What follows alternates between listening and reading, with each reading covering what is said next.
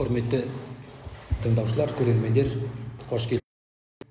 Бүгін біз кезекті музей қонағы бағдарламамызды онлайн режимінде бастаймыз.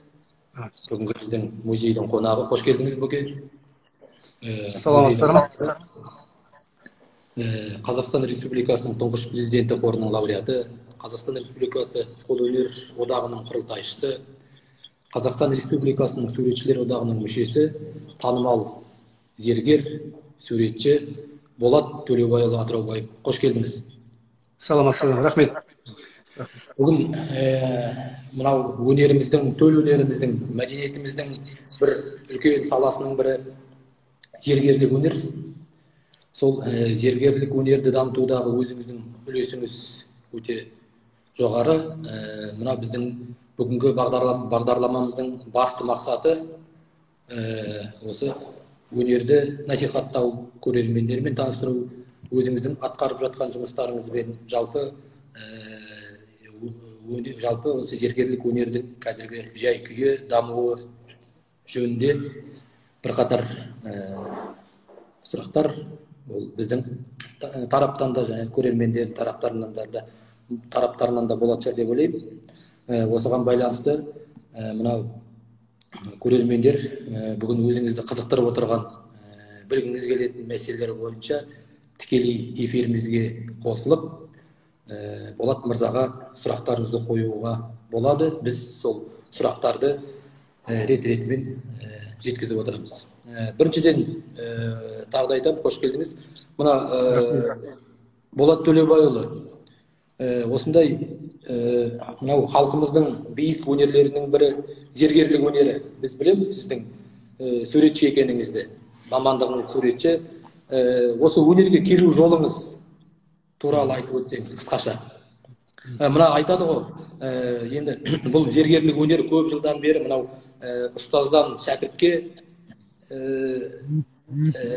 арқылы дамып келді. Одан кейін мысалы қазіргі жағдайда сіздің осы келу жолыңыз туралы айтып өтсеңіз. Жақсы сұрақ, рахмет. Жалпы зергерлік өнерге, жалпы мына өнерге келу себебі, келу жолы десек те болады. Бұрын жас кезімде алатын болсам, менде түсіме де кіріп шықпаған шығар. Жалпы мына өнермен айналысам, соның ішінде ұсталықпен, зергерлік өнермен айналысам деген. Бұрын негізі кішкентай бала кезімде анам айтушы еді, бүгінде қонаққа келіп кеткен, сонда анамның әкесі, енді атам көрік ұстаған екен. Ауылдық жерде көрік ұстаған, көрік жалпы қазақтардың арасында ол киелі аспап, киелі құрал болып келген ұсталық өнері. Соны енді қанында болып тұр ғой. Көбісі енді нағашы жағынан келеді деп атады ғой қазақтарда. Өнер жағы, қасиеттер көбісі қазақтар. Сол енді өнер, мен ойлаймын, сол нағашы жағынан келген шығар деп ойлаймын. Әжем де ісмер болған кезінде көп жасаған, тоғын пішкен, атам көрік ұстаған, аңшы болған, сондай ауылдық шаруаларға белсенді қатысып, сондай белсенді, сондай сейілі адам болған халықтың арасында атам. Енді мына өнерді алатын болсақ, енді мектепте мен сурет жақсы алатын. Ұнаттым сурет салу, карандашпен, майлы бояумен, гуаш деген түрлі түсті бояуларды араластырып, тағы басқа түстерді шығарып, маған қызық болды өзіме. Сол кезде маған түрткі болған шығар енді. Өсе келе институт бітіріп, оқу бітіріп, 2003 жылы, ол кезде өлкетану музейі Кереев көшесінде болды, көбісі біледі оны. Сонда менде алғашқы дербес көрме болған. Соның ішінде 7 үлкен гобелендерді шығарып қойғанмын. Ол кезде енді басқа заман, басқа талаптар деген сияқты, дегенмен қиындау заман болғанымен сол мен жасаған бір көрме болған. Содан бері енді осы белсенді осы өнер жолында солмен сіңіп кеттім мен. Былай қарағанда өнер деген жерге асыз қоятын азаматтардың шеберлерінің бірімін. Өнер ол деген өз алдына мұхит, үлкен мұхит, оның үстіне деген терең мұхит, оны сүңгіп көптеген информация, көптеген жаңағындай мағлұматтарды алып, деген туындыларды кейін дүниеге шығарып, ол өз алдына бір ерекше бір сезім. Енді мынау зергерлік өнер алатын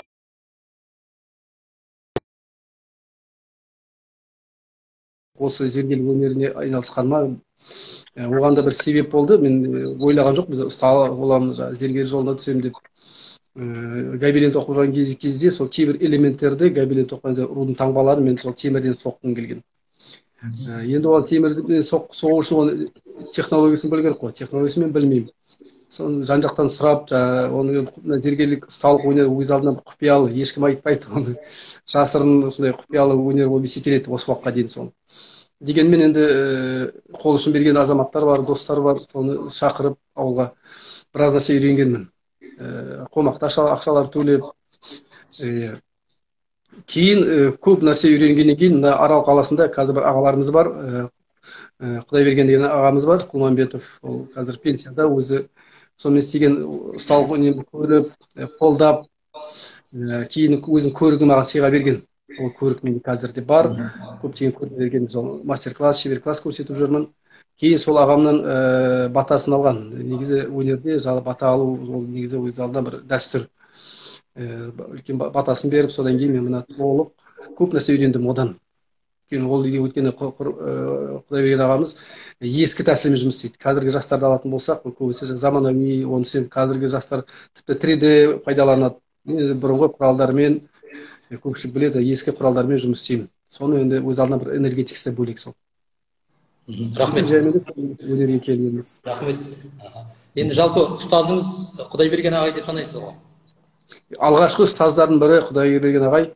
Кейін енді көп шеберлерден дәріс алғанмын, өйткені бұл деген кітапта теориясы жоқ, технологиясы жоқ. Кітаптарда жаңағыдай мына істеген дүниелердің фотолары болады, технологиясы бәрін тәсілдерін оны жеке шеберлер шақырып, жалдап, жаңағыдай ақша төлеп көптеген біраз нәрсе үйрендім. Кейін қазіргі таңда мен енді біраз нәрсе өзім де жасап жатырмын, өзім де үйретіп жатырмын жастарды. Бұдан бөлек енді үлкен ізденіс қажет дейсіз ғой? Әрине, ол 10 класста мектеп сияқты ғой. 1 класста әліппені үйренеді. Әліппені үйренгенде кітап оқиды ғой, сол сияқты мен де сол әліппені қазір енді біраз үйрендім. Қазір өзім өз алдына біз бағыт бар, батыс Қазақстан стилінде жасайтын бағыт бар, авторлық, енді өз алдына бір із қолтаңба бар деп есептеймін енді. Керемет.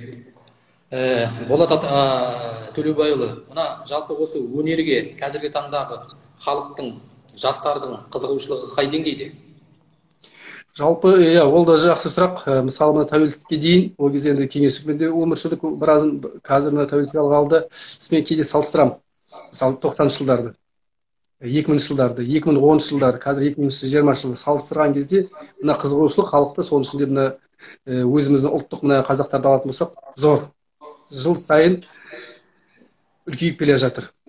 Ол қуантады. Мысалы, бұрын 90-шы жылдарды алатын болсақ, онда көбінесе акцент шетелдіктерге деді. Шетел Европадан келген туристерге бір сый-сияпат беруге деп есептелді. Қазіргі таңда 90% мына анализ жасайтын адамдардың зерттеуімен қарағанда 90-80% жергілікті қазақтар осы ұлттық өнер, зергерлік болсын, қай ұлттық өнерді алып болсақ, қызығушылығы зор. Соның ішінде жеке коллекционерлер де бар, жеке тапсырмалар беріп отырады. Қай саладан болса да қызығушылық артып өсіп келе жатыр. Ол қуантады. Ол енді жастардың арасында да көп. Мысалы, шашпау, шолпы дейді, тойға деп, қыз жасау барлығын жаңа ұлттық бір той жасаған кезде ұлттық қазақ мәдениеті өнерді иісі шықсын деп талап қоюшылар да аз емес қазір. Рахмет.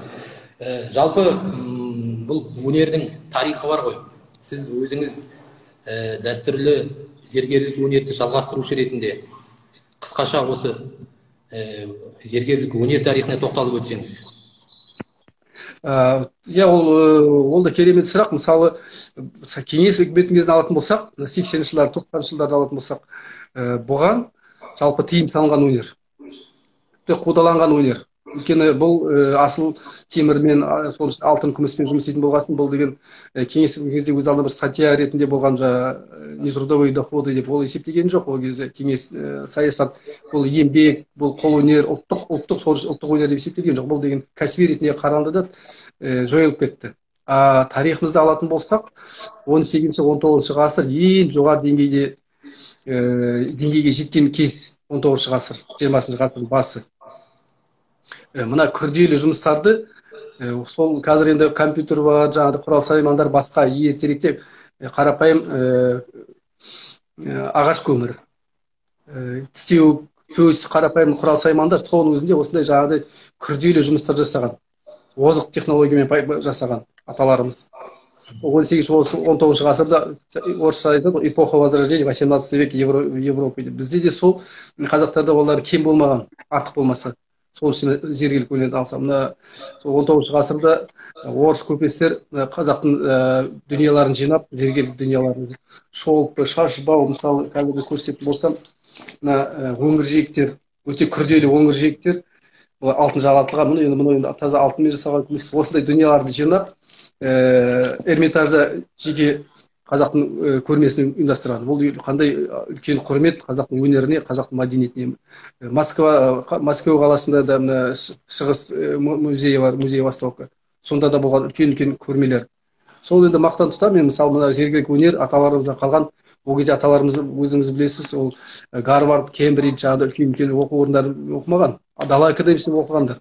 Бірақ соның өзінде сол деңгейдегі озық технология, қазір біз мақтан тұтамыз. Қазір мына Ақтөбе облыстық музейде де, Астана, Алматыда да мына музей Қастеева, ұлттық музей Астанада барлық мына зергерлік өнерлерін мықты нелер байқауға болады. Коллекциясын мықты. Сосын істеген жұқа күрделі жұмыстар жасаған байқалады. Бұл қуантады. Біз енді оны жалғастырушымыз. Біз мына байланыс үзіліп қалды бұрынғы уақыт пен қазіргі уақыт. Енді қазіргі таңда енді мына тәуелсіздік алғалы 20 жыл болып қалды. Көп нәрсе жастарымыз үйренді. Біз енді халықаралық көрмеге қатысқасын, басқа сырт елдерден де үйренеміз. Көп нәрсе қайтадан қайта бұрынғы деңгейге жақындап қалды деп ойлаймын. Сол 19-шы ғасырдың деңгейіне жақындап деп ойлаймын. Өйткені Алматыда, Астанада, Түркістанда мықты шеберлер бар. Белсенді қатысып, зерттеп, жаңағыдай шәкірт тәрбиелеп үйретіп жатыр. Бұл енді қазір жайымен деп қалыптасып келе жатыр. Бұрынғы байланыс қайтадан жалғасады деп ойлаймын. Жақсы, мына жаңа өзіңіз айттыңыз ғой, технологиялар деп. Қазір енді жоғарғы технология дамыған заман ғой. Мысалы осы қазір қолданысқа сол технологияларды енгізіп жатсыз ба? Бар ма? Әлде жоқ, сіз сол дәстүрлі кәсібімен қолданасыз ба? Ол енді негізі мен ойлаймын, заман талаптарына да сай болу керек. Бірақ та мына бұрынғы ескі технологияны сақтап қалу керек міндетті түрде. Өйткені ол деген бұл фундамент. Мысалы үй салатын болсақ, фундамент дұрыс болмаса, үйдің өзі ертең қирап қалады. Сол сияқты бұл да базовый білімді біз сақтауымыз керек. Дәстүрлі тәсілдерді сақтауымыз керекпіз. Мысалы жаңағы точечно айтатын болсақ, жаңағыда припой дайындау керек, мына өзінің технический моменттер бар. Оны мен ұстанамын. Бірақ арасында енді дегенмен мына газ пайдаланамыз, бензин пайдаланамыз. Өйткені бұл уақытты кішкене қысқартады. Мысалы мен ойлаймын, кейде ол кезде мысалға газ бен жаңағыдай бензин пайдаланса болса, оларды пайдаланады деп ойлайтын едім мен мысалы. Ол да сол, бірақ та қазір енді мына ұсталық өнер деп айтамыз ғой, бұл ұсталық пен зергерлік, былай айтқанда орыстарда ювелирное искусство дейді ғой. Мен ойлаймын, ол тіпті мына зергерлік өнер ол жоғарылау деп ойлаймын. Өйткені бұрын аталарымыз бұған күрделі, үлкен мағына, мән мағына берген, бизнес ретінде емес. Бұл бір қасиетті өнер ретінде қараған. Мысалы зергерлік ювелирка дейді ғой орыстарда, бизнес ретінде қарайды. Тек алып сату жаңағыдай кәсіп ретінде. Бұлар өз алдына бұл ұстаным, қазақтарда бұл ұстаным болған, өмір сүру, жүрісі барлығы бұна адамды тәрбие құралы дейді. Әрине сондай болған. Басқа әлем болған. Өте өзінің әлемі, мән мағынасы, тәрбиелік мән мағынасы барлығы да кешенді түрде осы дүниелерден көруге болады ғой. Әрине, бұл міндетті түрде болған. Мына Болат Төлебайұлы, жаңа өзіңіз айтып өттіңіз, ең бір шарықтап дамыған уақыты бұл 19-шы ғасыр деп. Қазақ зергерлік өнерінің дамыған уақыты. Қазіргі уақыттағы өнердің даму деңгейі қалай? Қандай қиыншылықтар бар? Әрине, ол әр уақытта өзінің қиыншылықтары болады ғой, әр уақытта. Қазіргі заманда алатын болсақ, 21-ші ғасыр қандай қиындық болуы мүмкін деп айтуға да болады. Мысалы, компьютер бар, интернет барлығы бар. Дегенмен қиыншылықтар қазір енді кәсіби ретінен алатын болсақ, шикізаттың бағасы. Мысалы, біз енді бүткіл әлемді американдық долларға тәуелдіміз. Шикізат алу жағынан ол мысалы қиындықтар туындыратын, сатып алуға шикізатты. Өз алдына асыл күміс, алтын барлығы қымбат темірлер болғасын. Өз алдына сосын мемлекет тарапынан да өзінің қиыншылықтары да бар. Мысалы, қолдау жағынан енді әр шебер өзі қолдан келгенше әрекеттеніп жатыр ғой. Сосын қиындықтар дегенде кәсіби жағынан қарайтын болсақ, қазір сырт елден келетіндер көп. Сапасыз дүниялар, түрік елдерінен, Қытайдан келетіндер, ұлттық нақышта жасайтындар бар. Қазақтар көбісі енді мына өнерімізді, оюдың мағынасына мән енді беріп жатырмыз. Сондықтан көбісі жаңа түрік елдердің дүнияларын қазақтікі деп есептеп қалатындар да бар. Соған да біз мұқият қарауымыз керекпіз. Әр ойдың, әр өзінің стилистикасы бар. Сол сияқты. Сондай болады ғой арасында қиындықтар. Жаңа осы мәселе жөнінде бір көрерменің сұрақ қойыпты. Сіздер күмісті қайдан аласыз деп. Енді жауап беріп кеттіңіз ғой енді. Арасында болады. Кейбір тапсырыс берушілер әжелерімізден қалған дейтіндер бар. Әжелерімізден қалған күмістер, майысқан, сынған деген сияқты. Соны үйлеріне жатады, орамалға түйіліп жатады, шаң басып. Соларды біз жаңартамыз. Ескі заттар қайтадан қалпына келтіреміз. Сол сияқты мысалы сізге көрсететін жаңағыдай мына құдағи жүзік деп аталады. Бұл да бір апаларымыз алып келген майысқан, сынған жаман күйде болды. Бұны қайтадан жаңартып, қайтадан жалпы өзіміздің заманауи түріне келтіріп, бұрынғы қалпына келтіріп жасағандарымыз. Сөйтіп жаңағыдай ескі заттар күмістерін алып келіп, сөйтіп қайтадан жасаймыз ескі заттарды жаңартып. Мына көрермендер бірқатар сұрақтар қойып жатыр. Сол сұрақтарға кішкене тоқталып кете қояйық, содан кейін сұхбатымызды жалғастыра қоямыз. Мынандай бір сұрақ бар. Қазақ зергерлері ақық, лағым, перузадан басқа тағы қандай тастарды қолданған, соның ішінде гауһар тас болған ба дейді. Гауһар тас енді қымбат тас қой. Қымбат тас енді оны көп сирек пайдаланған. Негізі мына қазақтарда зергерлер жергілікті тастарды пайдаланған. Жергілікті. Мысалы аталып келген тастар барлығы Қазақстан жерінде бар. Барлығы да бар. Жаңа гауһар тас, тағы да рубин деп аталады, жаңа сапфир деп аталатын тастарды олар өте сирек пайдаланған. Көбінесе мысалы мына жерде сердолик дейді. Сердолик, ақық деп қазақша айтады, ақық тас. Бұны жалпы қазақ Азия мемлекеттері көп пайдаланған. Ырымға жақсы, тіл көзден дейді. Бізде қазақтарда мына жалпы тастарға мән бергенде көбінесе эстетика жағынан емес, бірінші тіл көзден. Өйткені көз бар деген нәрсе, ол ғалымды зерттеп мойындап жатыр, көз деген бар. Тіл көзден де ырымдап, қызыл көздерді таққан. Береза мысалы, мына жер береза тас, коралл тастар, жаңағы агат дейді, ақық. Барлығы мына Қазақстан жерінде бар тастар, маржан тастарды мысалы бар. Соларды пайдаланған. Олар біріншіден күміспен сәйкес келеді, дизайн жағынан, екіншіден өзі жергілікті қолжетімді тастарды жиі пайдаланған. Мына жерде шәкірттеріңіз болу керек, сізге алғыстарын білдіріп жатыр. Сізден тәлім алған шәкірттеріңіз табыс тілеп жатыр. Келесі мынандай бір мәселе, жалпы қазіргі замандағы мына шетелден жан-жақтан келіп жатқан сапасы төмен бюджетері дейміз ғой. Осы дүниялардың мына сіздің өнерге жалпы осы мынау сіздің енді қолдан жасап жатқан дүниеларыңызға бұлардың енді мойындауымыз керек, бағасы өте арзан ғой. Иә. Сапасы да енді оның сын көтермеуі мүмкін, бірақ дегенмен де бұлар бір осы біздің өнердің дамуына белгілі дәрежеде кедергі келтіріп жатыр ма? Иә. Ол да күрделі қазір мәселе деуге де болады. Өйткені біз қазақтың мәдениеті, ұлттық өнеріміз деп жатырмыз ғой, бүткіл ел болып, соны кедергі келтіретін, сырттан келетін бюджетері демекшілер қазақтың ұлттық өнері деп сатушылар. Енді ол мысалы біз енді зерттеген әр ойдың, әр элементтердің мән мағынасын біліп отырамыз. Мысалы кейде сатады, мельхиор деп сатады. Ол мельхиор өз алдына басқа металл. Көп деген қазір базарда дүкендерде сатып жатыр. Мельхиорды 5.000-ға мысалы сырға, сақина, алқасымен сатып алып жатыр. Мельхиордың өзі таза мельхиор, шикізаттың өзі одан қымбат тұрады, шикізаттың өзі. Ал жаңағыдай ол сатылып жатқан заттар ол қоспасы көп. Ол тіпті кейбір мен былтыр оқығам, адам денсаулығына зиян. Өйткені неше түрлі Қытайда елінен келеді, неше түрлі қоспалар арзан темірлерді біріктіріп сатып жатыр. Ол енді түсінікті, ол 5.000-ға мысалы бізде таза күмістен алатын болсақ, мыналардың өзі қарапайым күмістердің өзі мысалы 10.000 шамасында болады. Күміс бір сақинаның өзі. Бұл қымбат емес, бұл қолжетімді. Ал жаңағыдай бағасына қарай, біреуге әрине арзандау керек, біреуге сапа керек. Дегенмен енді сырттан келіп, мысалы Түркияда көптеген келіп жатыр бижутериялар. оптом дейді ғой жаңағындай. Сосын Қырғызстаннан да көп келіп жатыр. Қытайды айтпай ақ қояйын, тіпті ол қай зат болса да ол көшірмесін жасап жатыр. Дегенмен мына жергілікті ұсталар, зергерлер, олар таза өзінің абыройға жұмыс істеген жақсы. Өйткені бұрыннан бері істеп келе жатқан, ол деген мысалы қазір сапасы жасасақ, ол бізге ешкім келмейді.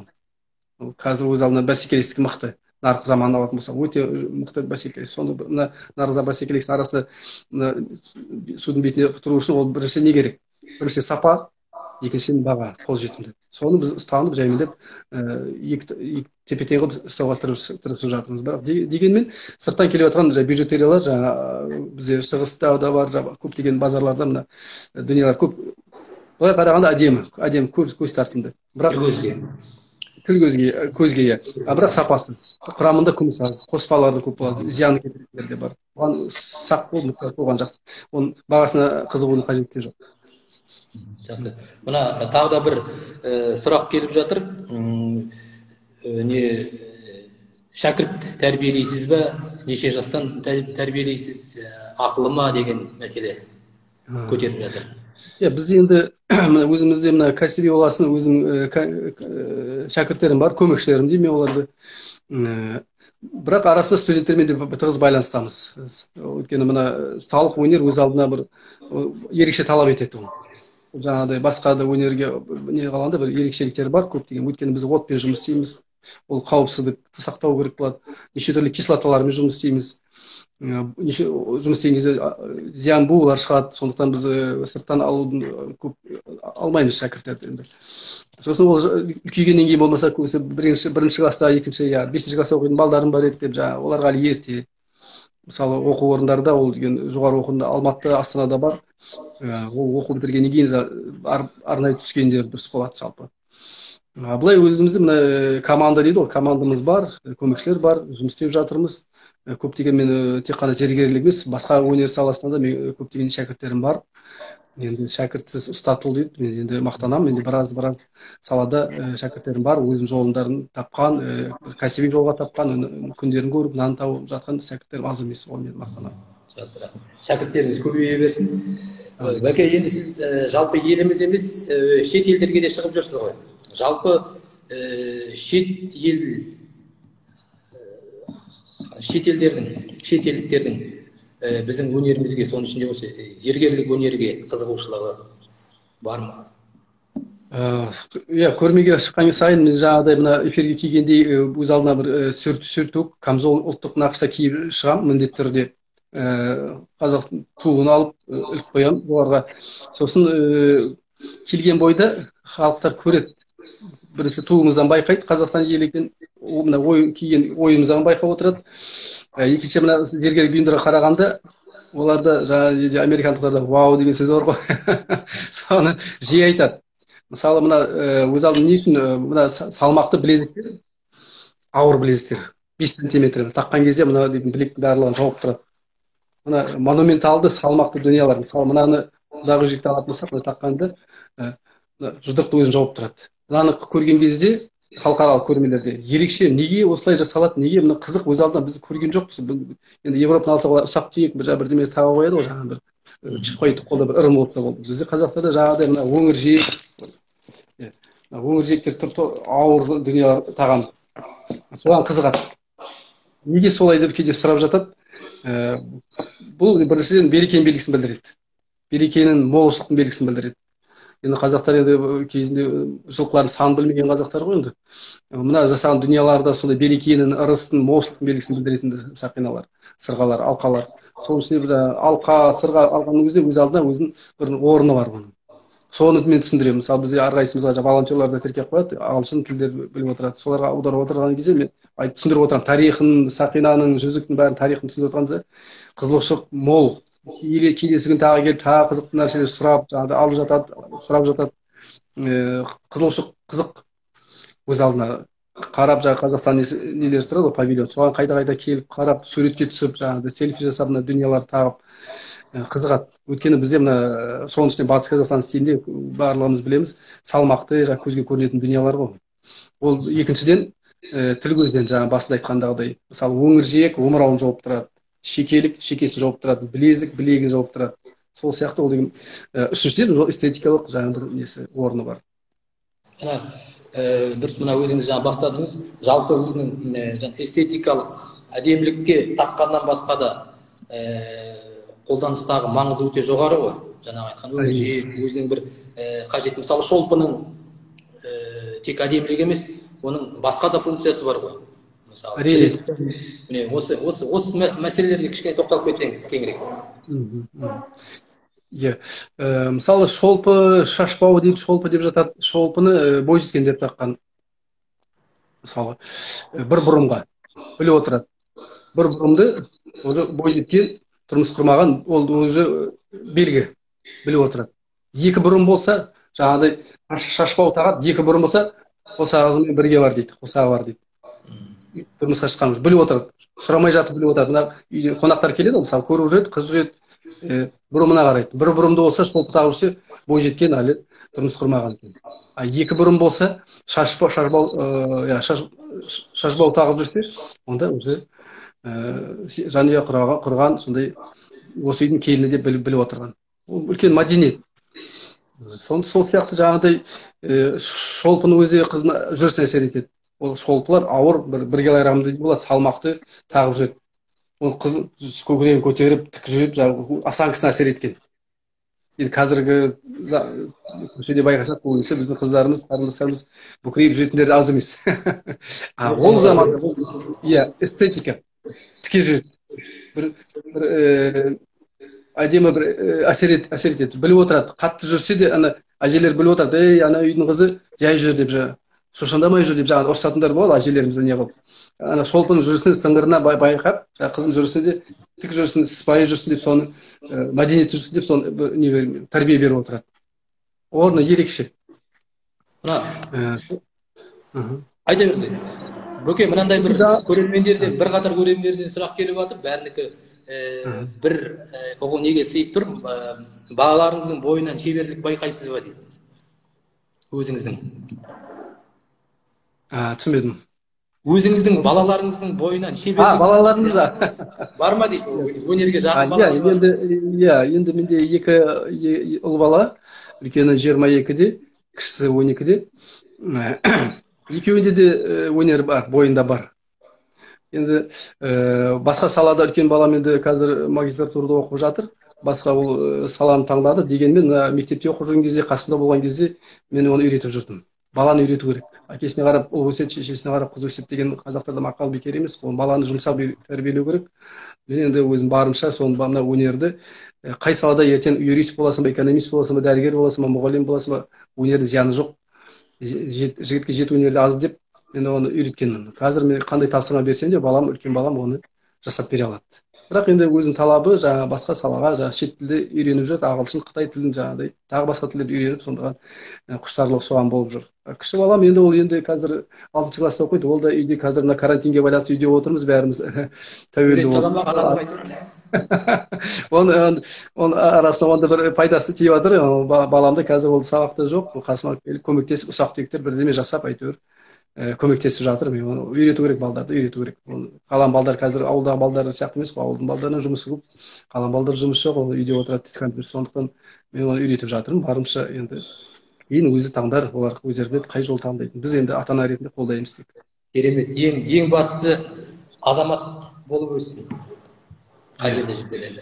Бәке, енді жаңа өзіңіз сөзіңіздің барысында тоқталдыңыз. Жалпы қай өңірлерге бармасақ та, осы біздің батыс қазақстандық мынау зергерлік бұйымдардың стиліне ерекше назар аударады. Осы біздің стилдің ерекшелігі, батыс қазақстандық стилдің ерекшелігі қандай, соған тоқталсаңыз? Иә, оны батысқа алатын болсақ, мысалы Ақтөбе облысы бар, Маңғыстау облысы бар, Атырау облысы бар. Жалпы барлығымыз батысқа жатамыз ғой.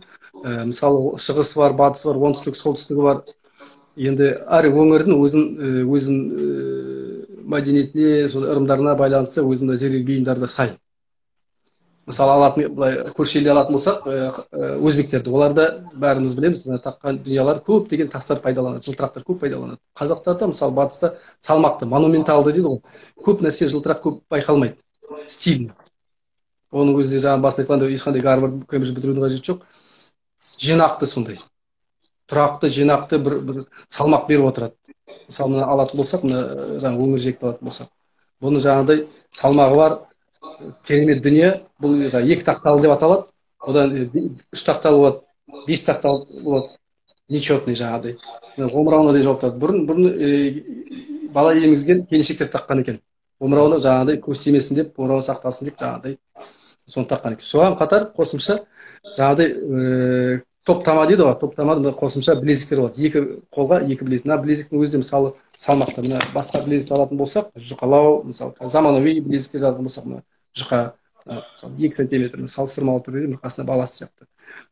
Салмақты көзге көрінетін дүниелер. Мысалы мыналарды алатын болсақ, бір көзді тек күмістен соғылған, үш көзді бетінде алтын жалатылған. Алтынға да құмар болмаған. Бұл да мәдениет, үлкен бір мәдениет. Толық мысалы алтында жасайтын мүмкіндіктер болған ғой қазақтар. Дегенмен алтындан жасамай, күмістен жасап, ем қасиеті бар.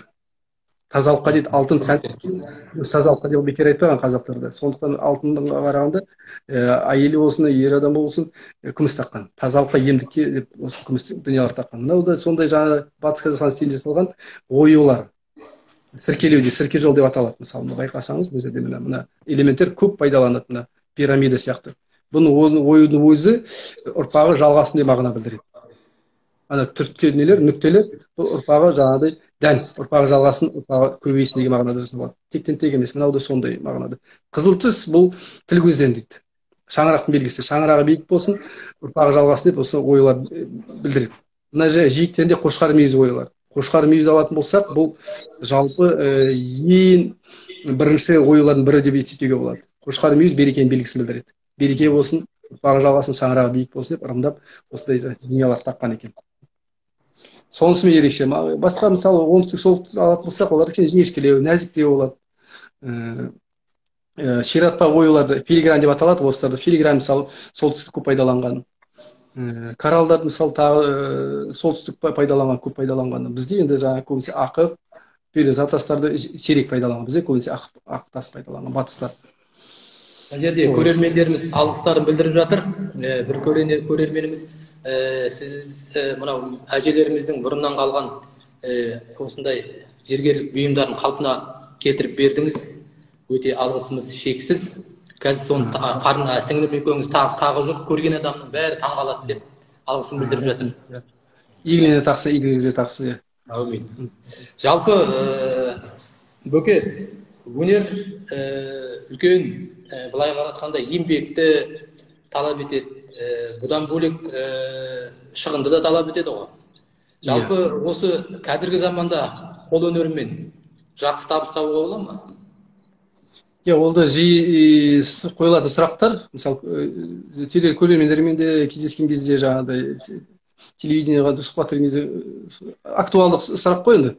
Көбінесе жаңағы балдарымыз 90-жылдар көбінесе экономистке жіберетін еді. Жаңағыдай юристке жібереді, медицина жібереді, мұғалімдікке жібереді. Ана өнерде құрсын сен тамақ күніңді көре аласың ба деп сурет салуымен музыка әншілер болады, музыкалық аспаптар музыкалық болып күніңді көре аласың ба дегенде болады. Енді қазіргі нарық заманда қайта мүмкіндік көп. Біз көбінесе кеңес үкіметінен шыққан адамдар үйреніп қалған, бір тұрақты жұмысқа айлық аз болса да тұрақты деп. Қазір нарық заманда мүмкіндік үлкен, зор, мүмкіндік көп. Соны кім қалай пайдаланады, адамға байланысты ол. Мысалы, көбісі үкімет көмектеспейді, анау көмектеспейді деп өздері қарап отыратындар да көп. Мына өнерде жалпы қолдан келсе өнер, мысалы, зергерлік болсын, киіз басу болсын, домбыра жасайтын өнер болсын, сурет салу, пейзаж, портрет салатын болса, оны профессионалдық деңгейге жеткізсе, профессионал деңгейде, ол сұраныс болады, ол күнін көреді. Менде мысалы Қазақстан бойынша, мен мына Ақтөбе облысы бойынша құрылтайшымын, біз Қазақстан бойынша тығыз байланысамыз, мына суретшілермен, зергерлермен, жалпы қол өнер жолында жүрген адамдармен. Көптеген қазіргі жастарымыз, үлкендеріміз профессионал деңгейге қолға алып, біреулер домбыра жасап жатыр, біреу киіз басып жасап жатыр, біреу ағаш үй құрып, бүткіл технологиясын үйреніп жатыр, біреулер кестелеп жатыр, жұқа нелерді. Барлығы бұрынғы қарағанда қазіргі жағдайлар шүкір. Балдарды сол семьясымен, келіндермен жаңағыдай айналысып жатқандар аз емес. Күндерін көріп, жұрттан кем емес, тұрақты жаңағы берекетін көріп, өнердің біріншіден өнердің берекетін көреді, екіншіден үйде тыныштық. Өйткені бір тақырып, бір сала, шай ішкен кезде де барлығы бір жоспар қояды, аз емес. Сондықтан ол деген талап қою керек. Бізде дайын нәрсе үшін болмайды, қазіргі заманда. Тек еңбектену керек, соны берекетін көреді. Қай еңбек, қай сала болса да ол берекетін көреді. Соның үшін Өте дұрыс. Өте дұрыс. Оке, көрермендерден мынандай бір сұрақ келіп жатыр. Өте жақсы сұрақ. Сарматтардың зооморфты стилін әшекейлерде жаңғыртуға бола ма дейді, егер тапсырыс берсек дейді. Бұл жөнінде жұмыс жасап көрдіңіз ба бұл? Зооморфты стиль дейміз тарихта. Оны баршамызды білеміз. Мысалы, мына ислам діні келмей тұрып, бізде қазақтарда мына жалпы аңдардың стильдері көп пайдаланған. Бейнелерін, жолбарыстың, арыстанның, қыран құстардың ислам дініне келгеннен кейін ол мына жан-жануарлардың бейнелері тіпті мына өнерімізде жоқ деуге болады. Киімді алайық, киізді алайық, аңдардың суреттері жоқ. Тек жаңағы геометриялық, зооморфтық, жаңағы космогондық ойларды пайдаланады. Ал енді жаңағыдай ерекше тапсырыстар болса, біз жасаймыз, мен жасап жүрдім. Ондай тапсырыстар болды, өздерінің үлгілерін береді. Мысалы, мындай ағай керек деп, біз өзі жеке талқылап, ондай жасап жатырмыз. Ол уже әр тапсырыс берушіге байланысты, оның ниетіне байланысты, оны жасап жатырмыз. Болады. Жалпы Бөке, тағы да бір мынандай мәселе, сіздің қолыңыздан шығып жатқан дүниелерді енді жаңа көрсетіп жатсыңыз, мына алдыңызда тұр. Жалпы бұл енді біздің өзіміздің тарихымызды білуді талап етеді ғой, әрине. Бұдан бөлек тағы да не білу керек зергер, осындай дүниелерді шығару үшін қолынан? Баяғыда жақсы сұрақ. Бұрын бірінші курста оқып жүрген кезде бізде бір ағай болды, кескендеме сабағынан. Ол айтып отыр, біз енді жағдан келген, ауылдан келген балдарымыз Абайды салу үшін дейді, Абайдың портретін салу үшін тек қана ол жаңа суретін тауып алып көшіру емес деді. Абайды салу үшін сен деген Пушкинді білуің керексің, Лермонтовты білуің керексің, Микеланджелоны білуің керексің, жан-жақты бүткіл үлкен ұлы тұлғаларды білуің керексің. Сонда ғана сенде миына бір қалыптасады бір ой, характері, мінезі, сонда ғана сен Абайды шығара аласың деді. Сол сияқты бізде де мына сондай талап етеді, жан-жақты болу. Көптеген көрмелерге қатысу, көптеген кітаптың бетін атқару. Тек қана көбісі жастар қазір интернетте қара қояды да, бір затты информацияны, мысалы, бір жүзікті көре қояды, соны көшірілмесін кәсіби ретінде жасайды да қояды, сосын саудаға қояды, витрина қояды. Мысалы, біз енді көбінесе ізденіспен жасаймыз. Алатын болсақ, дәстүрлі кейде авторлық дүниелер жасаймыз жаңағыдай. Мына нәрсе дәстүр де бар, мысалы. Ұлттық оюлар бар, кереген белгісі бар, керегесі кең болсын дейтін. Шексіздің ойы бар. Бұл енді дәстүрлі қазақи бір мәдениет иісі бар. Екіншіден бұл заманға талабына сай бір қызық, өзалда бір ерекше бір көңіл күй көтеретін бір жүзік болып шықты. Бұл шектелмейді, тоқталуға болмайды. Ізденіс өнерде. Мынау мысалы жасыл түс, жастық шақ, жылдың басы. Мынау ақық, жаңағы сердолик деп аталады. Бұл берекенің белгісін білдіреді. Бұл да бір-біріне жасыл мен қызыл, бір-біріне тепе-тең толықтырып отыратын бір дүние. Мысалда бір жаңағындай заманауи қыз-келіншектерге арналған бір жүзік болып есептеледі. Олай ізденіс әртүрлі, ол деген тоқтауға болмайды. Жан-жақты болу керек, кітап көп оқу керек оны.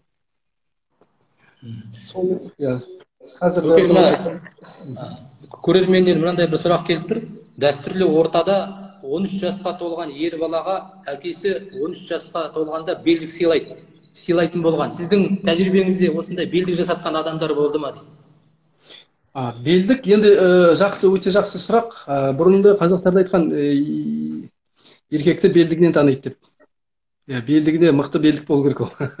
Ол өте дұрыс, ойларды өте дұрыс. Өйткені бұрын ол қазіргі 12-дегі балдар кішкентай балап көрінеді. Ол кездегі балдар, мысалы ертеректе алатын, мысалы 12-13-дегі балдар ел басқарып, жауға шыққан тарихымызда бар ондай тұлғалар.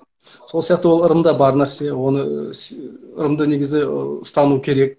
Өйткені балаға сондай жаңа ниетпен, жаңа бұрынғы осындай болған, мынау саған белдік деген кезде балаға эмоционалдық бір энергетика ретінде ол беріледі. Ол өзі басқаша қарайды, өзі басқаша бір еркек ретінде сезінеді, оған мотивация болады. Сол сияқты ол талаптар болды, сұраныстар да болды, ондай жасап жүрдік. Менде өзімде ескі 19 ғасыр белдіктер болды. Оны жаңа жеке коллекционерге алған. Дегенмен менде көп өзімде қазір сол белдік бір көрсеткім келіп отыр. Бұл бірақ енді үлкен жігіттерге арналған. бұл да толық кемер белдік деп аталады. Ені 12 сантиметрдей таза күміс, ақ тас, алтын жалатылған. Неге мақпалды көбісі жаңада сұрап жатады, былғарыға қалай болады екен деп. Былғарыға көп пайдаланбаған. Өйткені мақпал демалады белді.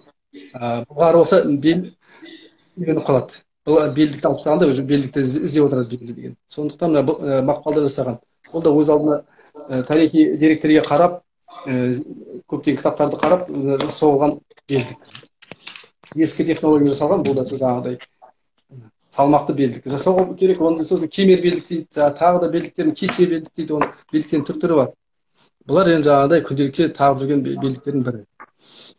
Ер балдар негізі белдік тағу керек. Қазір енді заманға сай жіңішкелеу қылып жасайды, енді жұқалау қылып жасайтындар бар. Дегенмен мен өзіме арнап жасаған. Өте керемет. Бәке, алдағы жоспарларыңыз, мақсат қандай ойларыңыз бар, бөлісіп отырсаңыз? Енді мақсат әр кезде болады ғой, жоспар болады. Бір жоспарды орындағаннан кейін, бір мақсатқа жеткеннен кейін тағы да мақсаттар, талаптар қойылады, жоспарлар қояды. Ол деген өмірдің заңдылығы. Енді көптеген мақсаттар болды, енді біраз мақсаттар, жоспарларды орындап келе жатырмыз, Құдайға шүкір. Қазіргі таңда енді мен мына өнер жолында 20 жылдай болып қалды. Енді басқа көзқараспен қараймыз, салмақтылау, қомақтылау қарап жатырмыз ол өнерге. Өйткені мына өнер, біз енді жасымызға қарайтын болсақ, орта буынға жатамыз ғой. Кіші буын келе жатыр. Оларды бірдеме үйрену керек. Мына ұлттық өнерді ұстап қалу керек, тоқтамау керек, байланыс үзілмеу керек. Сондықтан мен қазір мына қолөнер одағы бар Қазақстан бойынша. Біз соны қазір ортаға салып, мәселелерді талқылап жатырмыз. Әр өңірде, әр облыста, әр қалада, үлкен қалаларда өз алдына бір қолөнер орталығы болу керек мәселесін қазір талқылап жатырмыз. Құдай қаласа, ол да болып қалар. Өйткені өнер орталығы бізде бар, әншілерге, күйшілерге арналған керемет зәулім мекемелер бар. Ол жалғастырады. Жаңағыдай қолөнер орталығы міндетті түрде қазір мысалы Алматы қаласында 2015-те ашылды. Ол кезде қала әкімшілігімен Байбек болды. Соның қолдауымен қолөнер орталығы ашылған болатын. Қазір олармен байланыстамыз. Мен де арманым біздің Ақтөбе қаласында сондай бір орталық болса екен деп. Өйткені үйренем деушілер бізде талантты балдар бар, ата-аналар берем деушілер де ата-аналар бар. Жаңағы қойған сұрақтар сияқты қызығушылық мол. Ол не үшін керек? Ол деген мына ұрпақтан ұрпаққа жалғасып кету керек бұл өнер. Халықаралық деңгейге біз шығамыз, көрмеге шығамыз, сол кезде біз бәсекелес болуымыз керекпіз. Олардан жоғарылау болуымыз керекпіз. Сондай менде жоспарлар, армандар бар. Жақсы. Бөке, мына бізге берілген уақыт аяқталып қалды. Өте қызықты мәселелер көтердіңіз. Мынау жалпы біздің халықтың қызығушылығы да өте жоғары. Өзіңізді танитын мына өнеріңізге алғыс білдіріп жатқанда өте көп адамдар, соның қатарында мынау Маңғыстау өңірінен шығып жатқандар бар. Сіздің дүниелерімізді біз келіндерімізге, қыздарымызға қазір өте көп пайдаланамыз деп жазып жатқан біздің көрермендеріміз бар екен. Бөке, өнеріңіз өрлей берсін. Амин. Биіктен көріне беріңіз. Мына жерде бір енді бұл жекеде сұрақ, бірақ дегенмен де көрермен болғаннан кейін жеңгейдің өнерге жақын ба дейді. Ол да негізі қазір басқа сала болса да, дегенмен енді өнерге жақын. Өзі арасында тігіншілікке қызығушылық білдіреді. Бұған тігін машинкасын алып, кейбір өз алдына бір дизайнерлік идеялары бар. Соны іске асырып, өз алдына бір команда жинап, сондай жоспарлары бар, идеялары бар. Сол тігіншілікті қолға алып, жаңағыдай бір авторлық коллекция шығаратын бір жоспарлары бар. Енді оны уақытымен көре жатармыз. Бұйырса ол да болып қалар енді. Жақсы, сәттілік. Бәке, мынау оразаңыз қабыл болсын. Өте бір қызықты сұхбат болды. Рахмет, өнеріңізге табыс тілеймін. Рахмет, сізге де рахмет. Бұл енді өнер барлығымызға ортақ. Қазір Рамазан ай, ораза ай бәрімізге қабыл болсын. Тілеген тілектер бәрі қабыл болсын. Жаман індет тез басылсын әлем бойынша. Бәрімізге қайтадан жұмысымызға кірісіп, аман болайық, сау болайық. Сізге де рахмет. Жұмысыңыз табысты, берекелі болсын. Рахмет сізге. Жақсы, рахмет.